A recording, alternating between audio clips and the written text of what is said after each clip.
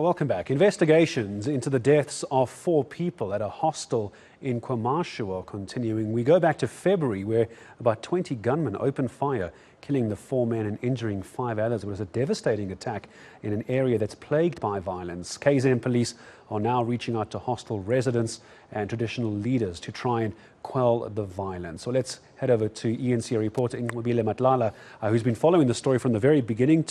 And hello to you, NQ. And let's just talk first of all about what the community are saying, because we're now getting up for the middle of March. This was basically a month ago. Tomorrow it will be a month ago. We'll talk about the community reaction in a second. But where are we in this investigation? Well, at this point, Gareth, I was speaking to Minister Nqobile as well as the provincial commissioner, who was also just saying that there's a lot of investigations that are still hanging at this point that they are working on.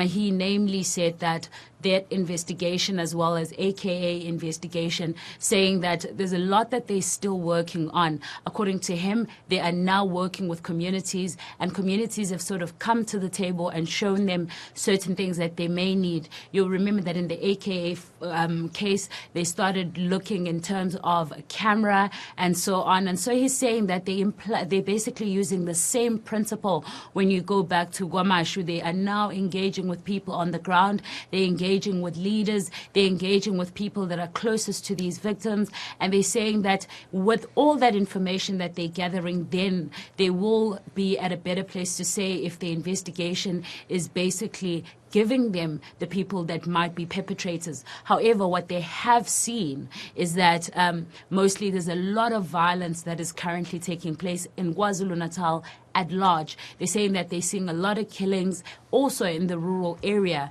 And so they've decided that the only way to work around this is to now bring in Amakosi and Izinduna, which would be the traditional leaders, to be able to quell this violence and basically ask the people to work with them, because they're at a better position to give the community an idea of how the police works, but also they are more relatable when it comes to these communities. You will remember that the people that live in hostel, Gareth, would be people that comes from the outer skirts in the rural areas. So they use hostels in terms of to make it easier to get to work. So if you speak to their kings, then they take this very seriously, and they feel like they have a need to be honest and give as much as they can to the kings, because these are their leaders and these are the people that they're looking up to. So at this point, they're saying that those investigations are ongoing. They can't tell us exactly where they are, but they do have an idea that if the kings start speaking, the chiefs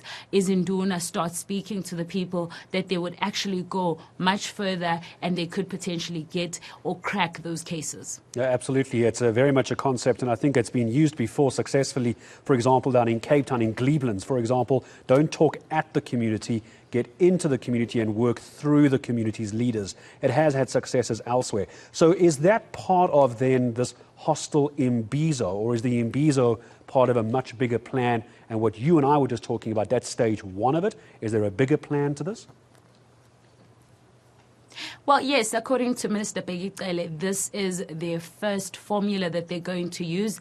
And if it works very well, then they're going to apply it across the province as well as across the country, where there are areas that need assistance, like what's currently happening here in KwaMashu. When he spoke to us, he said this also reiterates what the President Cyril Ramaphosa had said, saying that communities need to work together with their local stations, but local stations also needs to be able to reach out to the community at large. So he says this is something that they're trying out. They want to see if it works. Once it works, then they will use it. You will remember that also in Gauteng, there are major issues around the hostels, and many of the people in this case feel like when you're in the hostel, you're sort of in a different world compared to the people that are on the outside. So for the police to be able to infiltrate, they need to be able to speak to the people, speak the same language, be able to be relatable to them. And at this point, they come in as outsiders, and they always feel that there's the people that are inside doing obviously the wrong things always have the upper hand because it's such a closed off space. So they're saying now that they're going to use that, see if it works in KwaMashu, and use the same approach then across to Gauteng as well in those areas where it's needed. Talking about Cliblands as well, Gareth, I mean, you would see that Cliblands at this point as well, we got an update from the public protector saying that even the security cluster is feeling at this point that they've got a hold, that things are different, that people can now walk in various areas in Cliblands. There were areas where people couldn't walk wearing certain clothing, people couldn't walk at night. Now they're just worried about the nitty-gritties and things of things like vegetation, things like making sure there's lights and so on. But the violence, they're saying that it has dropped. So it's the same thing in KwaMashu. They want to see the violence drop so that they can start talking to the issues that the community is really facing.